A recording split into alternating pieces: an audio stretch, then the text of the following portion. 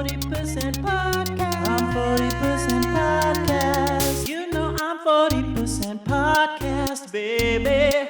You know I'm 40% podcast. You know I'm 40% podcast, baby. I'm only 40%. Go. 40% podcast. I'm 40% podcast. Hello, everyone. I'm Jinkx Monsoon, and welcome to the first episode of Season 3 of I'm 40% Podcast. Now, we've been... I'm sorry, it said whoop whoop on the soundboard, and I thought that was like whoop whoop whoop, I but it was haven't even Zoidberg. Introduced you yet, so you It was don't get to Zoidberg, I'm talk sorry. yet. It I'm sorry. wasn't Zoidberg. Now, we have been on a hiatus for quite some time now. I don't know, how long has it been? I haven't introduced you yet, don't talk. It's been like maybe a year and some change, almost 2 years. But guess what? We're back with a vengeance, and just in time to do a few episodes of Season 3, and then we'll have to pause Season 3 to start reviewing the brand new episodes. Can I get a whoop, whoop, whoop, whoop, whoop, whoop, whoop, whoop? Oh, wait, this one makes more sense. Woo! There we go. That one does. I wish you were a little more on top of things. You had like I haven't time opened this to app practice. in a year and a half. I open it up and I don't know what any of these words mean. With me, as always, is my co-host, the little brat king of Koreatown. Don't live there anymore. Where do you live now? Echo Park. Echo Park? What's about that? I mean, what's going on there? Well, the Fast and the Furious house is pretty close to me. That's kind of funny. Do you live next to Vin Diesel? Is that what you're trying to tell me? He doesn't live there except for in the world of the Fast and the Furious. So no, because I don't live in that world. What's his character? Some kind of... Dom Toretto? Why are we talking about this? Listen, it's Nick Sahoyah. Welcome back, Nick Sahoyah. Hello, I'm still fun. I am married now. No other differences. We're both married. You can't rub that in my face. We have a great guest today, don't we, Jinkx? Yes, we do. Our guest today wrote and directed the movie Jawbreaker, which every queer person must know. If you don't already know it, you better get into it. It's been made into a musical now as well. Please welcome Darren Stein. Of course, I focused on Jawbreaker, but it's not like that's the... You're a writer, you're a director, you're Hollywood. Darren, welcome to I'm 40% Podcast. Thank you for having me, Jinkx and Nick. It's so good to be here and actually get to watch an episode of Futurama, which I've never seen. Yay! Exciting. I have to imagine some of the actors in Jawbreaker voice acted in Futurama. Well, I went to high school with a guy named Phil Lamar. I met Phil Lamar recently at the Emerald City Comic-Con. He is so nice. Phil Lamar. Did Judy Greer ever voice act on Futurama? That feels like something she would have done, She right? must have. I'm sure she must have. She voice acts on Archer. American Dad and Archer. And I have another actress I worked with named Lori Allen. And I think Lori might do a voice on Futurama or has done voices. She was the whale on SpongeBob, I think. Is there a whale? Mrs. Puff, Lori Allen, she must have, she's such a great voice actor, and she's also in Serial Mom. It wasn't blood on the fire poker, it was gore. Darren, you are a Hollywood professional. Do you have any feelings or sentiments towards Futurama being picked up again for a new reboot season? This will be the 4th time it's been rebooted. Oh my God. I feel like I have no, what's the saying, in the race for that? You have no horse in the race? I have no horse in the race. I am that weird person who like was not into like Futurama or The Simpsons. Do you like any cartoons, or are you just not like a cartoon girl? I'm not a cartoon girl. Isn't that That's terrible? fine. I watched Davy and Goliath growing up, which was more like claymation. Yeah. And then Super Friends. Remember Super Friends? Like I watched that when I was a kid in the 80s in the morning. I used to watch that like daytime. That cartoon would be on. I was gonna say, most of my friends who don't know Futurama or The Simpsons were raised in like a strict Christian household. Darren Stein, was that the case for you? No, I was Jewish, but my parents never. I don't have that excuse. They let me play like the Rocky Horror album. They let me like get Fangoria magazine, and like I was all weird as hell. I mean, I had a shock treatment birthday party when I was like 10, at the theater. Shock treatment. No one knows shock treatment. I argue that the music in shock treatment is actually better music than in Rocky Horror. I hope no one wants to crucify me. I love both. But I think the music in shock treatment is more captivating. Whatever. It's so good. It's so good. It's new wave goodness for sure. Yeah. Well, Darren, speaking of Fangoria and spooky things, one of the reasons we thought of reaching out to you for this episode is this is kind of a spooky episode. And in addition to your movie career, you have become a staple in the spooky drag community with your work over on Dragula. Yeah, the Boulet brothers are just really good friends of mine, and they came to me right before that show started and asked me if I wanted to be a guest judge on the first episode. I was like, I don't do that sort of thing, but I had never done anything like that, but I love the collision of horror and glamour, and so I was so excited by what they were doing, because to me that was like a Rocky Horror for a new generation, and so that made it really exciting for me. And you're always on there judging, serving looks and looking adorable. I can't not serve a look on Dragula. I'll be ridiculous. I'll look, you know what I mean? You have to just sort of bring it to that show. Darren. So how did you feel about the Christine and the American Werewolf homages in this? I thought they were so great. I mean, it was so much fun. I was just gonna ask, or say rather, you never watched Futurama, and I wanted to personally apologize that we invited someone of your caliber to watch arguably one of the worst episodes of Futurama in the history of the television This show. is Jinkx's hot take, is that this is a bad episode, but I think she's just never seen the movie Christine. I've seen Peaches Christ and Varla Jean Merman parodying Christine. They make references. Well, they make references to it in their Shining parody. The point is, I am all for the way this show toys with reality, concepts of physics and space and time. It's a sci-fi cartoon that doesn't take itself seriously. Anytime there's quote unquote magic, it's explained through sci-fi some way. Except for this. Like, they have me at the beginning when it's like the virus from the dead. We can't get into a beat by beat. You're gonna be complaining about this the whole episode. We have to get into the news segment first. Okay, fine, but I have a we're lot gonna to hear it say the whole about why episode. this I can interrupt sucks. you during this little rant. Okay, news segment. Good news, everyone! We have a premiere date for the new season of Futurama. It's July 24th. And we're going to get our first new episode on Hulu, and then we'll get weekly episodes for the first 10 episodes of Hulu's 20-episode order. First new Futurama in a decade or something. How do we feel? They're going to do weekly releases. Which makes me happy. Yeah. Excuse me. But does that mean... So it's a Hulu original now?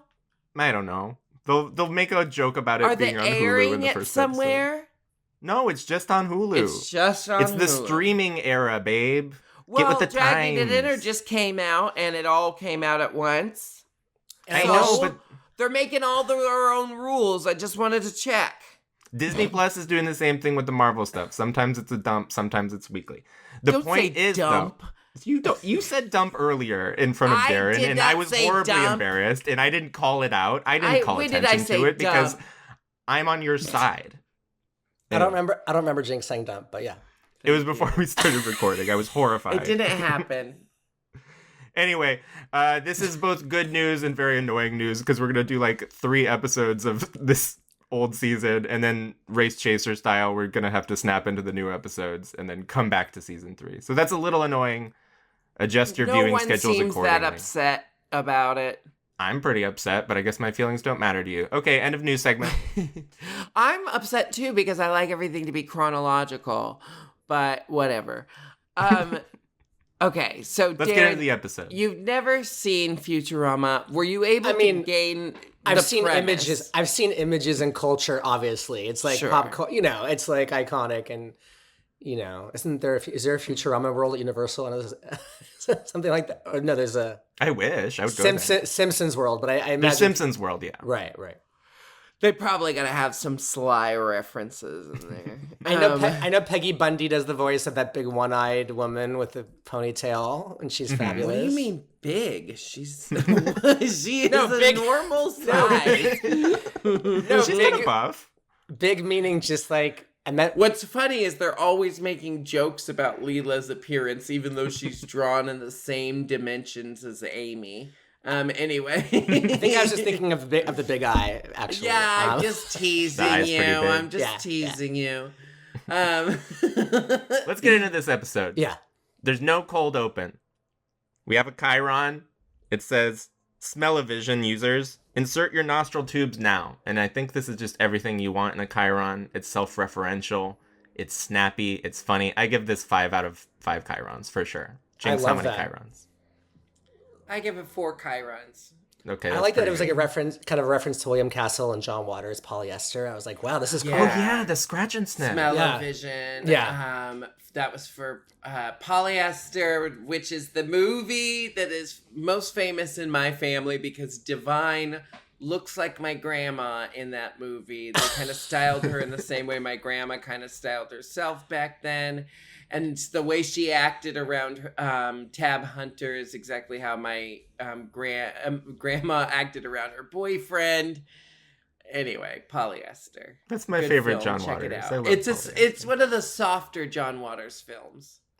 No, Darren, how many chyrons would you give this chyron out of a possible 5 chyrons? I would give it 5 just because I just loved that it was such a deep cut vintage reference. Okay, good. Yeah. Yeah, starting the almost a perfect score across the board, but Jinkx, I being a have snob. a high standard for chyrons. We open on an old robot dying in bed. The robot doctor says, notify his survivors, and we cut to Bender at the Planet Express office, and he's being very annoying. He's singing a little song. Did we like this? I like forgot the how we little do this song. I forgot. I like the little song. I like that. What's he going? Bender.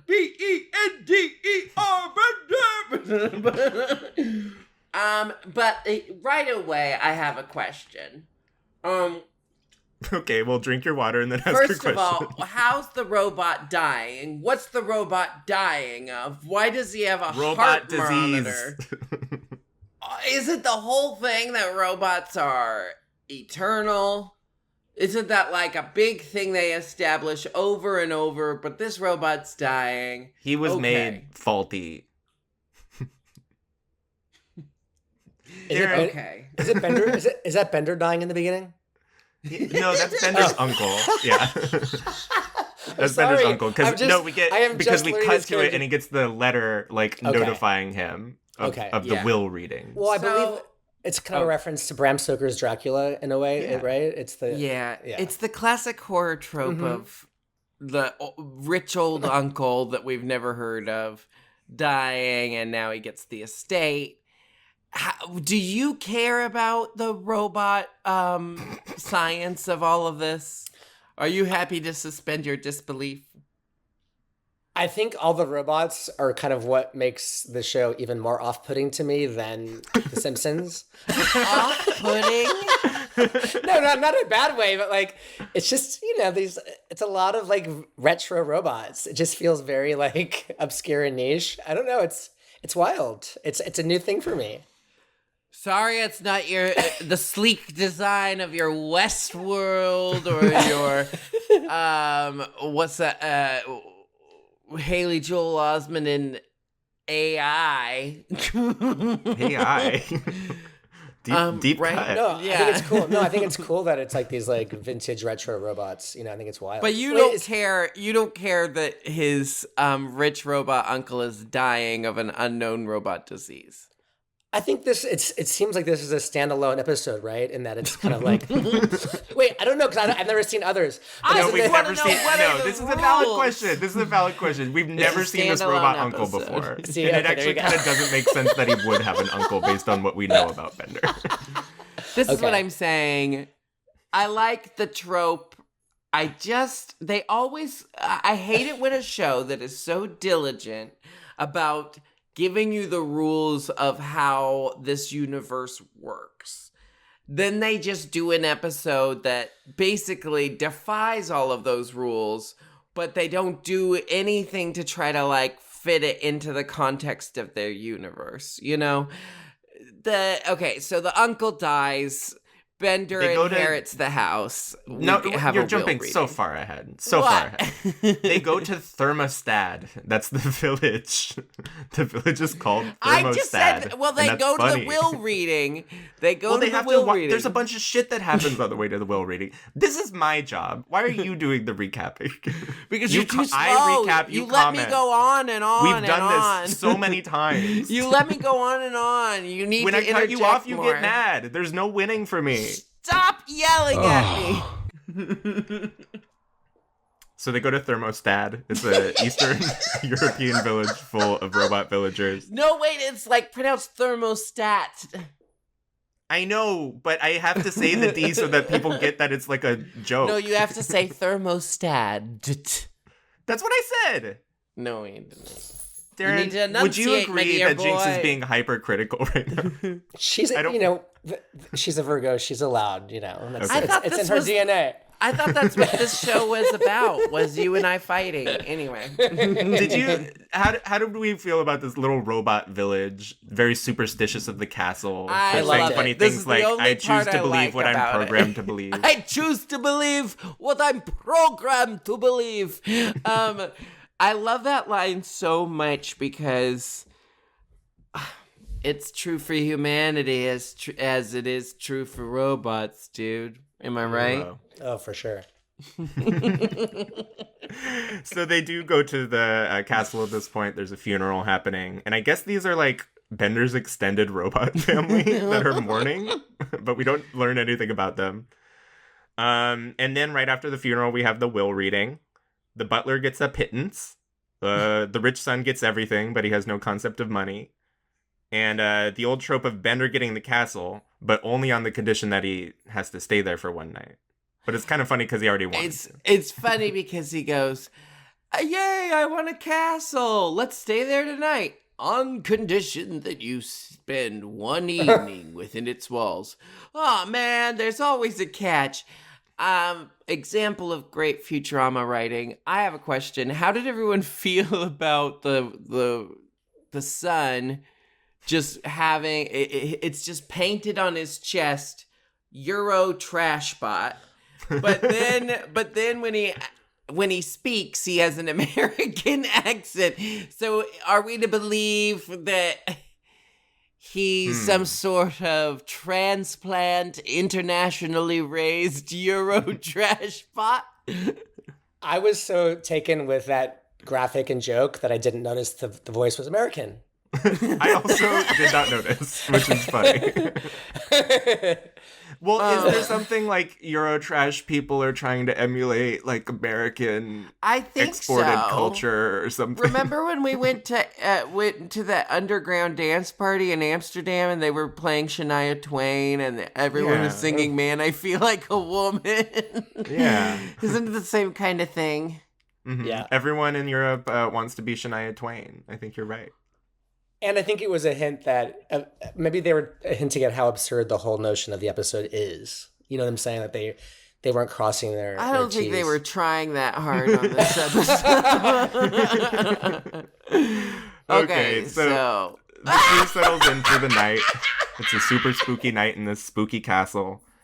And what's this kind of an homage to? Is this like 13 Ghosts? Like I've seen House on Haunted Hill or something. What is this where they stay in a haunted mansion House on for a Haunted night? Hill. I mean, they're just mashing it all together. It's all a mashup. I mean, even in Bram Stoker's Dracula, he has to. I think of Keanu Reeves spending that first night there. I mean, he spends many nights there. I just figured it out. That's why Euro Trashbot has an American accent, because it's an homage to Keanu Reeves in Bram Stoker's Dracula. There you go. Huh. Jinkx is smoking an enormous pipe for the audio listeners. It's pretty cool looking. That's really pretty, Jinkx. It looks like a sculpture. It does. It's gorgeous. It's like modern turquoise. Yeah. Darren, are you a weed enthusiast? Do you enjoy ever? I'm not. I'm so boring. I know. I think you need to be That's okay. I think you need to be a weed enthusiast to be into like Futurama. It's like I feel like might be onto something. It's helps, people. yeah. It's people older than Darren and like Darren and Peaches and other people their age are part of this generation that we just skipped. Maybe because they were raised by their hippie or their I don't know. No, Well, the you weed didn't was shit have, back then. I You think didn't that's the have problem. hippie parents. We had hippie parents. You had strict parents. Anyway. they were strict, yeah. Anyway, Bender's very, very spooked out by this castle. Hermes reassures him the last ghost died over 200 years ago, which I thought was very funny. That is a good line. Yeah. Okay, so the house starts haunting them. We see special things. We see blood in a bloody binary code on the wall. That's a funny joke. Parody of Red Rum. Very funny. Did you look up what the binary spells? Does it spell murder? I didn't know. look it up. I was talking to Nick. The show. sorry. No, I didn't look it up. You're fine, dear. No, I'll tell you what, I was so tired and sleepy watching this and writing the recap that I had to turn it off and finish it this morning, as though it was homework and I was in the 8th grade. Well, I hope you've looked it up by the next episode, but I'm not going to remember to do that. Zero chance. The thing I liked about the scientific explanation for how the house was haunted, and this is why the episode disappoints me, is they did something really clever. The robot bodies were buried in poorly insulated coffins. So their like programming leaked out into the modem somehow, and the modem was projecting holographic images of their programming. This is very funny to me, because aren't there instances of people thinking their house was haunted, but they were drinking from well water that was contaminated by corpses buried nearby that were poorly buried or like were not in proper coffins? So they're like toxins leaked out into the well water. Anyway, so I thought that was very interesting and funny, which begs the question, then why they would go, like if they're going to take the time to scientifically explain robot ghosts, that then they would say that Bender's body has the ability to turn into a car after being hit by another car. You need to watch a movie called Transformers. It's not even explained like Transformers, because the body doesn't like click and turn and robot viruses. No, it just stretches out. The future. It just stretches out. Rubber comes out of nowhere. Rubber comes out of nowhere. The whole structure, the atomical. Darren, let me ask you this. Do you find it any less plausible that this robot would turn into a car that a human would turn into a wolf? No, because I was just thinking about An American Werewolf in London and how he stretches into a wolf and like that's clearly what it is. So why can't a robot become a car? Magic. No, it's the full magic. Moon. It's the full moon, right? Yeah, but werewolves in human movies, that's like magic. We're talking about a robot in a sci-fi cartoon. A wizard did it. Fine. And that's a really excellent joke about The Simpsons where That Xena says Darren that a wizard doesn't did it. understand because he never watched it. I've seen it. No, wait. Just so you know, I have seen a couple episodes of The Simpsons. I haven't. What's your favorite Did episode you of The know Simpsons? that a I can't wizard tell you. did it was from Simpsons? I can't tell you what they were, but I've definitely seen a couple episodes. Okay. And I dated a guy for a year and a half that saw every season of The Simpsons and adored it. I thought you were gonna say you so you dated absorbed a little bit. Simpson. Yeah. You dated Jessica Simpson's. Oh, and I had a friend who dated Matt Groening. Is it Groening? Yeah. And so, yes, I no, went. To, no one knows how to pronounce his name. Actually, well, I went to his mansion once on PCH that he bought from Bruce and Demi. Apparently, he was very nice. A very nice. Was man. it all painted yellow? He had a lot of fetish art inside. Like I was like, you go, Matt Groening. You like fetish girls. Like I just thought it was kind of cool that he was into like he was kind of kinky. Okay. My middle school homeroom teacher. I don't know what to do with that information. I just wanted to share it. It's interesting. Yeah. Matt Groening was raised in Portland, where I was raised, and my middle school homeroom teacher went to school with him, and she brought him up like once every other day. That's amazing. And her name was Jodie Foster. Oh. What? See, I'm Jinkx. telling you, it's all yeah, it's fast. It's wild. Interesting if true. Stop. So- it's true. Wait, and was Matt Groening involved with Futurama? Is that his show or no? Yeah. This Okay, was kind of his next big project. Okay. Yeah. That's what I mean. He created both. I figured as much. I just, sometimes it's like a lead writer from The Simpsons who breaks off to a new show. I didn't know. I wasn't. I think- I think this is kind of the golden era of Futurama because some of the Simpsons writers, like the best ones, kind of were maybe a little burnt out writing for the Simpsons, and they came here and they had all these new avenues for like jokes, and that's why all this stuff is so awesome. Awesome. And funny. But he created The Simpsons, Futurama, and Disenchantment, which is his new project. And don't forget the live action sitcom The Pits, which ran for about half a season. Ooh, I love that. The Pits. Yep. We'll talk about it later. What was We don't it have time. about? We're running a little long already. We can't get Okay. into The Pits tonight. Move this episode along. Now we know how I so feel. Bender's very, very scared by the robot ghosts, and he runs out into the night, and he hears a howling, and he is attacked by a car. And he gets squished by the car drives off, and he wakes up. He gets smooshed, for sure. And he wakes up the next morning, they find him, and he says he was attacked by a non-hover car with rubber wheels, and no one believes him. Not even Fry, who came from a generation Fry got around in non-hover cars with rubber wheels, but Fry seems more flabbergasted than anyone that Bender Darren, is watching just a cold episode of Futurama, were you able to discern that Fry is the only one from like our present day? Was that clear to you? Yeah, I kind of got that. Yeah.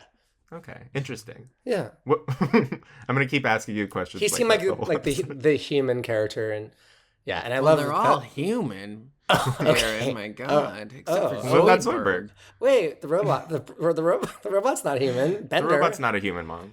Yeah. And wait, the Peggy Bundy. The Peggy Bundy character isn't she an alien with that one eye? Ooh, good question. I think we'll find out more about that in the future. In the Futurama. So there's a really great line She's a here, mutant. which I quoted this line during the pandemic in a tweet. I no longer have Twitter, but it was one of my last great tweets. And it says, "You've been drinking too much." This is Fry to Bender. "You've been drinking too much or too little. I forget how it works with you. Anyway, you haven't drunk the exact right amount." And that's what I tell my brain whenever I'm trying to write something. Fry says it to Bender, but the same line applies to drag queens. Yeah, exactly. This is a universal. I think this applies to a lot of people. You've been drinking too much. I love that Or shot. Not That enough. shot when they all pull out, they all offer their flasks at the same time. That was a great image. Oh, that was very funny, and they all have Yeah. different liquor bottles. Yeah, that was, I thought, really Just establishing this whole crew as alcoholics. Mm-hmm. So they fly home, but Bender, he's not able to sleep because he's been having nightmares. And Zoidberg is selling Mary Kay makeup, which I thought was very funny. He's really pushing it on his coworkers. They hear that there was a car attack in New York with the same wheel marks. And Bender figures that the car that hit him followed him back to New York. So they go to investigate. We cut to some footage of a car driving around the New York rooftops. It's leaping from rooftop to rooftop. What did we think of this? I just don't care at this point. Like, they lost me. They lost me when they gave up. They lost me when they gave up on their own rules. So I kind of check out. Are you just boycotting this episode? You have to have opinions about it still. No, I kind of check out mentally until we get to the original Ware car. I like the Calculon backstory. Let's get into the Calculon backstory. Okay, we're not there quite yet, but we'll get there a little quicker. There's some like squatters who are chased by the car, and they go back to their squatters hotel, which I think is called the squattery or something. And it's very funny because they think they get away, but they go into the elevator in the cars and they're waiting for them, which is pretty funny. See, why is that okay for you, Jinkx, that the car got into the elevator? That's also scientifically impossible. No, because it's a cartoon. What? Then why can't the robot turn into a car? But isn't the car also pure evil? It can't, like, pure evil? Yeah, it's pure I evil, don't need Mom. to explain it to you, Nick. I'm sorry, It's a Darren. cartoon, I should have so warned it you. doesn't have to follow the laws of physics, but it should follow its own laws of what is real. Darren, I'm really sorry that you're being subjected to this. I knew that think this it's was going to be an fascinating. issue. I love it. Jinkx hates this episode, and I actually have a theory that the main reason we haven't recorded an episode in 2 years is not because she was busy with All Stars and Broadway. It's because she didn't want to discuss I this hate episode. the way it goes. Oh, honk, honk. I'm like, Come on, that is a fantastic performance No, by it's John DiMaggio. not. Stop talking shit about a talented socialist thespian. Stop it. Wait, here's a question. Is this the Halloween episode? No. No, it's not. And that's just what's a even regular more episode. frustrating. They just thought this was a good idea. They all collectively said, let's make this nonsense episode about Bender turning into a car. Oh my god, can we? Okay, so Anyhow, Bender wakes up in a puddle of transmission fluid. Which was a very fun. Bender- That was a fun body horror moment. Like, you're like, Yeah, ooh, that was great, right? what's that fluid? And then our favorite character, the construction worker guy, comes over and wakes him up. And Bender's like, I'm scared. And the construction worker says, we're all scared. It's the human condition. we're all scared. It's Why do you think I put on this tough guy facade? Why do you think I put on this tough guy facade? So I then we laughed out find loud out at that guy for the rest of Futurama is just, that's his coping mechanism. That's his defense mechanism in this cruel, cruel world that makes and changes the rules willy-nilly. He's really commenting on what it's like being a character in this show. Bender believes he's hurting people in the night, but no one believes him. So they decide to get advice from who else? A Romani caricature of a fortune teller robot at a circus. Oh, she was incredible. She was Voiced pretty by funny. Tress McNeil. But yeah, an unfortunate sort of portrayal of a subsection of Eastern European culture. Yes, but a trope that it's one of those things that we've been so steeped with this trope and this like portrayal of the culture that like I don't think people even realize, half the time people don't even realize when they're saying something that's a derogatory term towards travelers or Romani. Because we've just been conditioned to think it's just English. Yeah, I just thought it was Carnival.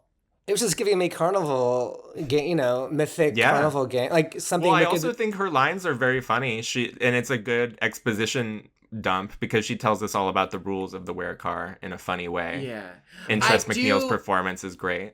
She does have one of my favorite lines of the show. Bender says, "So you mean I can't die?" And she says, "Who said that? You could die. You want to die?" And pulls out a gun and threatens to kill him in that moment. She really made me laugh when she pointed too hard and fell over, and she was like, "Hey, can you pick me up?" Never mind. Great. I'll just sleep here. And she turns off her light and closes her eyes. And then she kind of follows them to another location. I was like, "Oh wow, she's." Was she scooching around? How was she doing? I'm not sure, but I thought that was really compelling. She comes back too. I like this character, the even though it's not robot good representation. does come back often. Does she ever grow little legs? Some of the vending machines grow little legs, and that's how they get around. The TV has legs that only come out during Mother's Day. That's true. So who knows? Who knows how she gets around?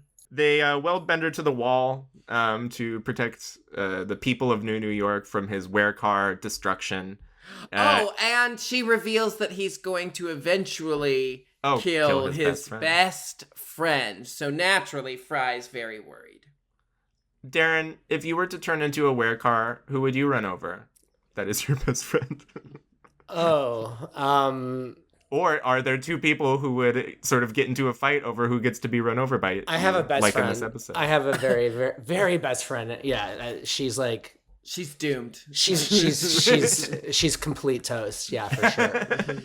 Yeah, I love her. Jinkx, who would you run over? You have several best friends, and I won't be offended if you don't say me because you see other best friends more often. It's very interesting because it's in my life, there is you, Kenny, Major, Peaches, Dayla. I don't know. There's Would you just run over who's closest? Yeah, probably. Live such a nomadic life. It would just be whoever I was collaborating with at that time. Y'all are so equal in my brain and my heart that I really don't. I mean, Kenny is my platonic soulmate, so probably in the most danger. Okay. Aww. That's very sweet. Yeah, I would say Kate's my platonic soulmate too, so I really relate to that. Oh, good. Yeah. Is Sergio your platonic soulmate, Nick? We're not platonic, baby. Ooh. I don't know. We're doing some fucking. Are you sure the honeymoon period hasn't fizzled off? I'm pretty sure. Nick's been getting head under the desk this entire episode. Yeah, sorry if I'm distracted. The plan does not work, and Bender just grows out of his restraints and goes off into the night to chase down both Fry and Leela. And I don't really understand where Fry was going because he just left his apartment, but whatever. Did he say he was going somewhere? Maybe he has to walk off his frustration. Okay. Well, anyway, it's chasing down both of them, and then it zeroes in on Leela, not Fry, the werecar. Oh, yeah, this is why Fry gets frustrated. Is from this point on, Fry's upset because Bender tried to kill Leela and not him. And that's a hilarious premise. I like this. When do they go on their hunt for the original werecar? Get us there. I can fast forward to there. This chase scene is resolved by Leela picking up Bender with a big crane until he turns back into a robot in the morning. I like that. Okay, good. Darren, did you also like it? But the next morning, he's got a tire on his arm, and then he just shakes it, and it goes away. But where does the fucking rubber go? Where do claws come from if you're a werewolf? The bone, Nick. It's the bone. It did occur to me that Layla, is it Layla? She spent the whole night. Yeah. She spent the whole night in that claw machine. Just sitting there until dawn. Leela does a lot to keep the rest of the crew alive. There's a very funny line the next morning where Fry confronts Bender about attacking Leela, not him, and Leela says, "It was very sweet of you, Bender." So this is the point where they go on the hunt for the original werecar. They have to kill it to cure this curse. This curse. They go back to Thermostat. They're bored by the villagers. What? They go up to a house, and there's a very funny line where Leela says, "The tire marks lead to here," and Fry goes, "Great job, Eagle Eye." Like, it's just very obvious. So the homeowner shows up, and they beat him up because they think he's the original werecar, but he says, "No, it's not me. I'm not the original werecar, but..." No, that's later. He says that he was attacked in the North Pole or something by the abominable snowmobile. So they fly to the North Pole or whatever. They talk to the abominable snowmobile, and he says he was attacked by a very famous actor, Calculon. She. Great. I don't know. Yeah, I don't see. I don't see robot gender, I guess. Huh. Well, it was Tress MacNeille voicing her, so anyway. Okay. Well, Tress MacNeille voices many male characters, but whatever. Yeah, well, whatever. Darren, is she being mean to me? No, you guys are adorable. I love the banter. I just love the banter. I think it's but she's great. being mean to me, right? I don't think so. Okay. Darren. Yeah. The character Calculon, Yeah. he is a soap opera actor robot. And he's established as a pompous blowhard in the show. How did you feel about the character of Calculon? Did he seem like par for the course of like older male actors in Hollywood? Oh, does he come back? Is he just in this episode, or is he recurring throughout? He is the one person in this lineage of werecar that is a recurring character. Oh. And it's very weird that we get this backstory about him. With unholy acting talent. Yeah, there's people like that in Hollywood. I think that tracks for sure. I like how the evil comes back to Hollywood. Name names, Darren. I love how we want you to name names. You know, I've only made a cult. You know, my biggest success was a cult movie from the 90s. I'm not dialed into that deep, I don't think. Do you know what I mean? I don't know.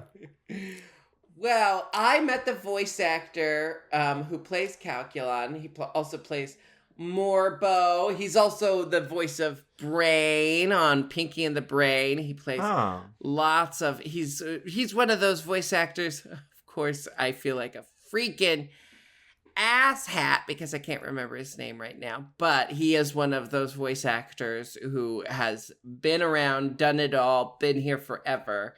And of course, he'll be on the new reboot of Futurama, but he's a very sweet guy.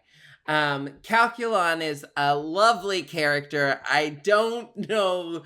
We learned that he's 1,000 years old. He's 1,000 years old. He used to be a robot arm. He worked in the there's factory some contradictions here. Built I want to the talk about the original contradiction. werecar. Because he says he was David Duchovny, but he was also in 2019 he was a robot arm. Okay, wait. He's 1,000 years old because he's a werecar. Because he's not dying of natural robot causes like Bender's uncle. So he's a very, and he keeps upgrading his appearance. And I do love that line. I was all the famous acting robots. Thespobot, David Duchovny. But that was a great line. But do you see my issue? Like, if he was David Duchovny, how did he revert to being a robot arm in 2019? Maybe because style is cyclical. Fashion and style and trends are cyclical. And maybe there was a time when it was popular to look like humans, and maybe that fad has ended. I'm going to allow this. Thank you. Get us to home base, baby. So Calculon, as we mentioned, was once a robot arm in a car factory, and sure, why not? He was part of Project Satan, which was a secret government program to make the most evil car ever, using the most evil car parts. We have Hitler's steering wheel, Charles Manson's blinker, and Knight Rider's windshield wipers. Knight Rider wasn't evil. His windshield wipers were.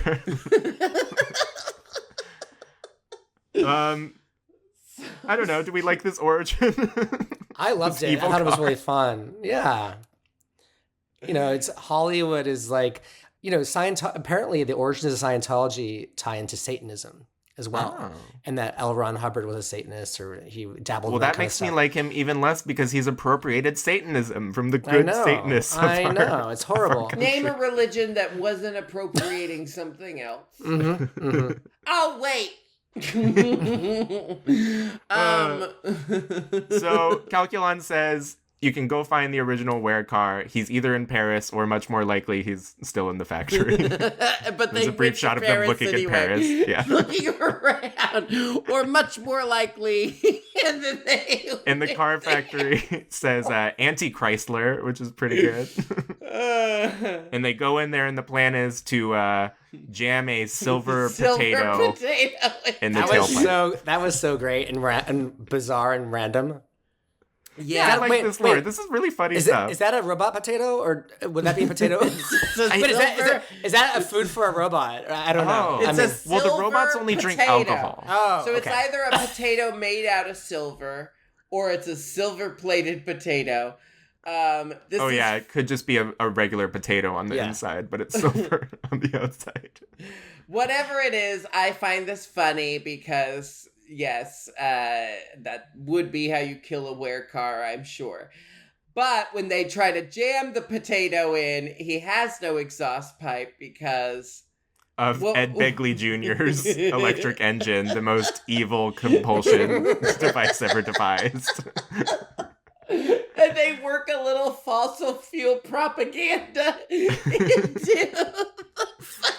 But also during this time, Bender has turned into a Ware car also, so he has teamed up with Project Satan, and they're both chasing Fry and Leela around. Fry's very relieved that Bender has chosen to chase him. And then we get kind of a further Christine homage when Fry is inside of Bender and is being attacked by the seat belts, and it's very much that scene where the radio plays and the lights turn on. You know what I'm talking about, Darren? Mm-hmm. Yeah, for sure. What was happening in Christine? What was that person feeling with the lights turned on in that car? I don't know, but they seemed really scared. Is Fry being inside Bender? Does that have a sexual erotic? Yeah, no, probably not. I mean, they do have kind of a Ni tu mama tambien thing going on, where I think they do want to fuck each other. So maybe this is gratifying for them. I don't know. It's like this. I don't think it was intended to be homoerotic, but if it was, they got it backwards because Bender's definitely the top. Okay. Yeah, but I don't know. Maybe he wants to be a bossy bottom tonight. So they go into a room full of ramps, and the cars jump at each other over some school buses and narrowly miss each other. But Project Satan careens into the fire and has a Mrs. Lovett style burning to death. And Bender is cured right then and there. All of the Ware cars are. With Fry inside him. Yes. So it's even more sexual. The Evel Knievel ramp bus gag, I thought was so fun. Were you guys into Evel Knievel as kids? I don't know. I don't know. I was more into parodies of Evel Knievel, but yeah. Right. No one knows who that is, Reed.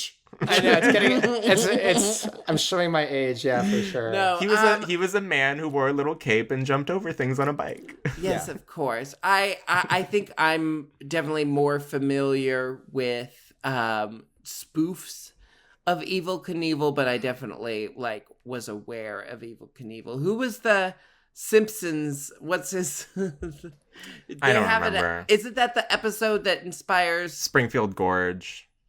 Yeah, Bart to jump. I guess that's season 1, right? Season 2. I don't know, man. Can I tell you my favorite line from Leela in this whole episode? Yes, the line that I liked. And you guys are gonna be like, whatever. It's like every episode's chock full of brilliant, bizarre, weird dialogue. But We won't be like, whatever. when Leela says, well, good night, I'm going to make my dinners for the next month and freeze them. What's that about? She's just insane. Leela is this incredible character where she is this strong feminist icon while also being like a sad, lonely Kathy comic. Like she's like incredibly independent, but her eye isolates her from normal people. So she's like, it's not that she wouldn't be just like your stereotypical female. It's just that her life has made her tough, and that only further isolates her from people. She's really an incredible character, and I think Katie Seagal does a great job voicing her. But I almost felt like, there was that documentary, I Know That Voice, and it starts with like professional voice actors saying like, you got to know how to do this character's voice in every emotion, and you got to pick a voice you got to find voices that you can sustain.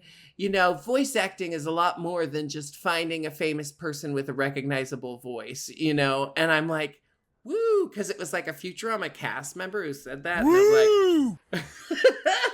I'm like, isn't there room for both? Jason Mantzoukas is doing a lot of voice acting, but he doesn't really disguise his voice. It's just Jason Mantzoukas has an amazing voice and should play a lot of voice acting characters. I think there's room for there to be voice actors who voice a bunch of different voices and voice actors who just have an iconic voice. And you build the character around that voice. Anyway, I don't know. Jason Mantzoukas, come on the show. Yeah! Ooh, okay, God, he's sexy. End of the episode. Oh, now I have a... End of the episode. Everything's solved. Fry crawls out of Bender's tummy because he's a robot again. And he thanks Bender for trying to run him over. And he pulls out a beer and drinks it. And Bender says, hey, that was my last beer. I'll kill you. And Fry says, I'll kill you too, buddy. I'll kill you too. And I think it's very funny. And then we go to credits, and don't we hear Fry choking? Yeah, he's being strangled. And that means that's a reference to their best friendship, correct? Yeah. So I think it's a sweet, lovely, underpinning about friendship, about male friendship, best friendship.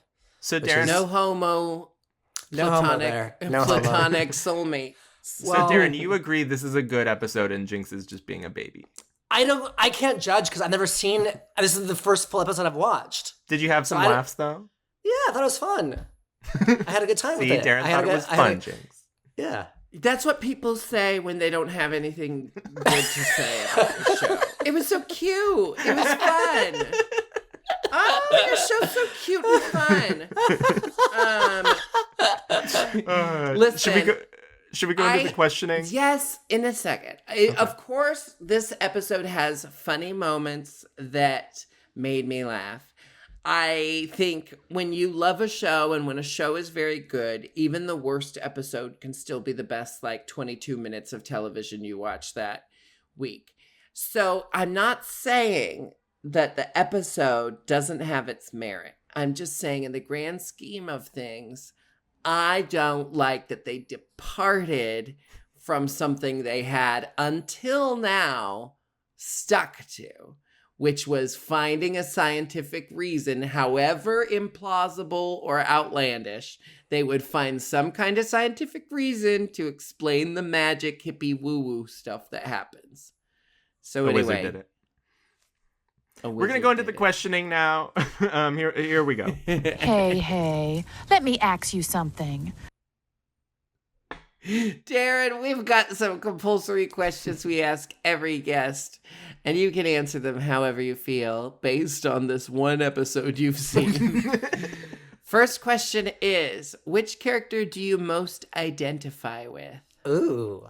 I would say the Leela character, based on the otherness you spoke. I think you're a Leela.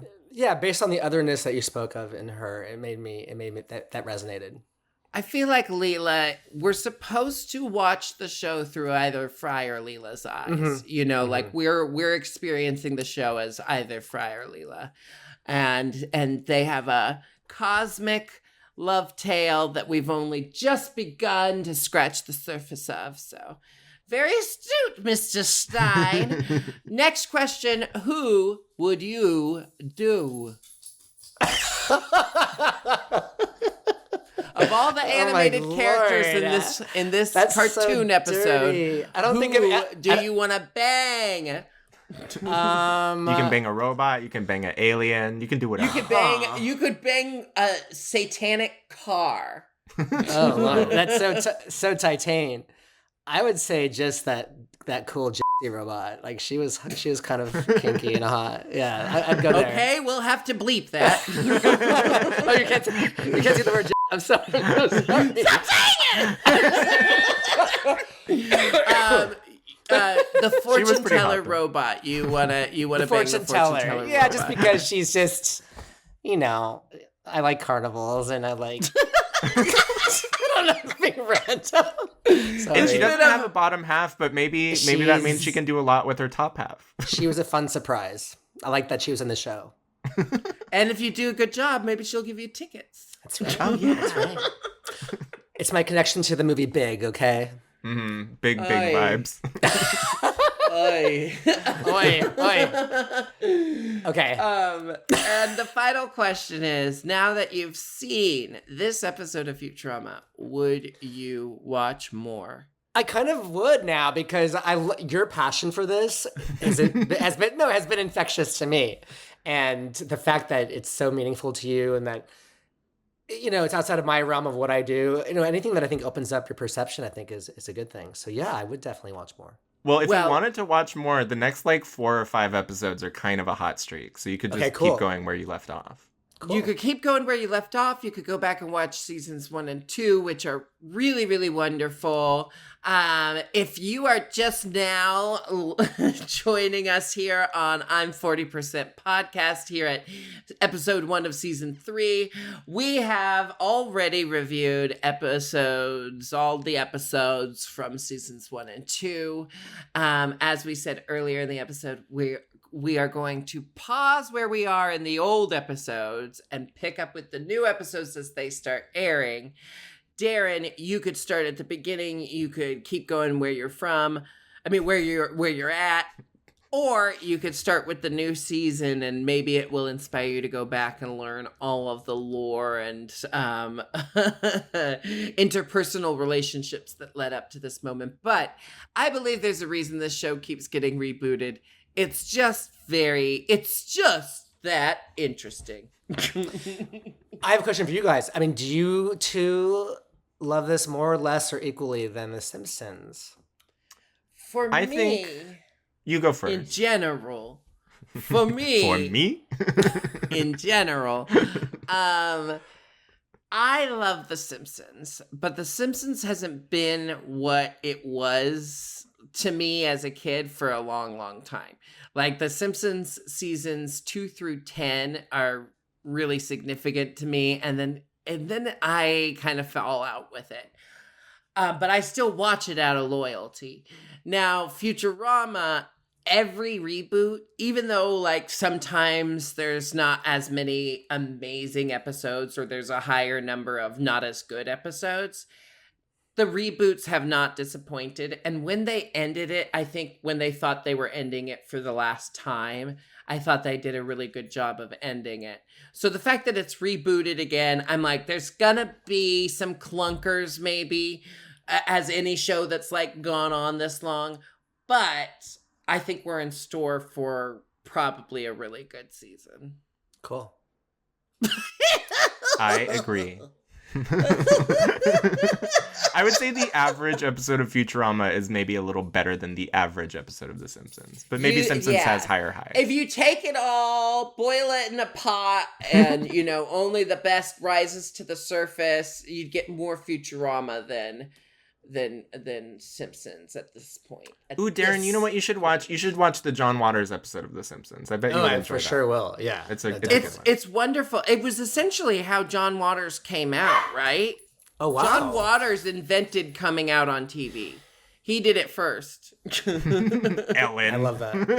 Ellen, Rosie, Lance. Well, I think that's kind of the end of our return to the podcast. We'll watch another episode next week. Darren, thank you so much for joining us. Where can Thank you people for find having you? me.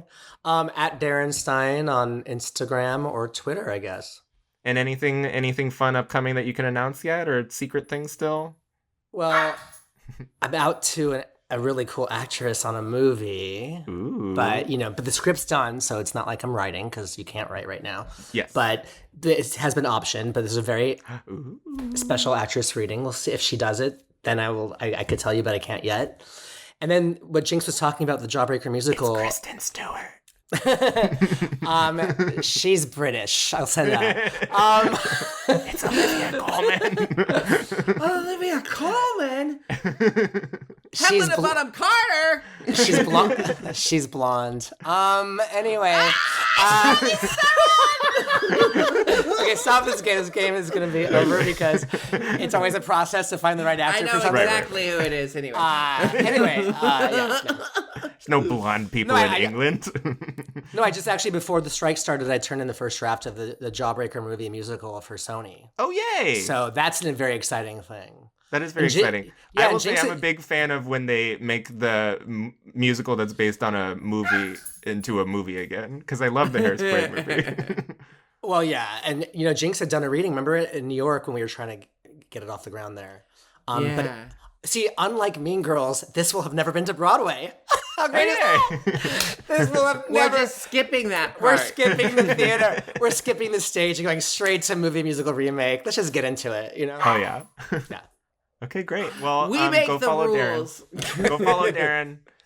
We'll be back next week. You do this part, don't you? We'll be back next week with a brand new episode of I'm 40% Podcast. You can follow Nick, Sahoyah, and I. Nick is basically just on Instagram. That's at Sahoyah. I'm at the Jinkx on Instagram, at official Jinkx Monsoon on TikTok, and at Jinkx Monsoon everywhere else. You can stream I'm 40% Podcast wherever you do your podcasting. We're everywhere.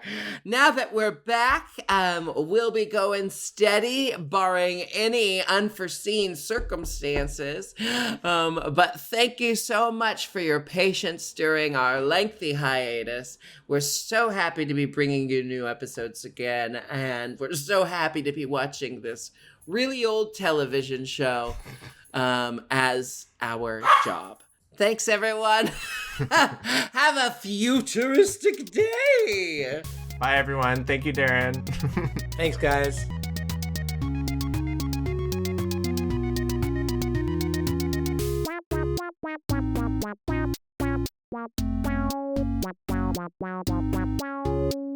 Wow.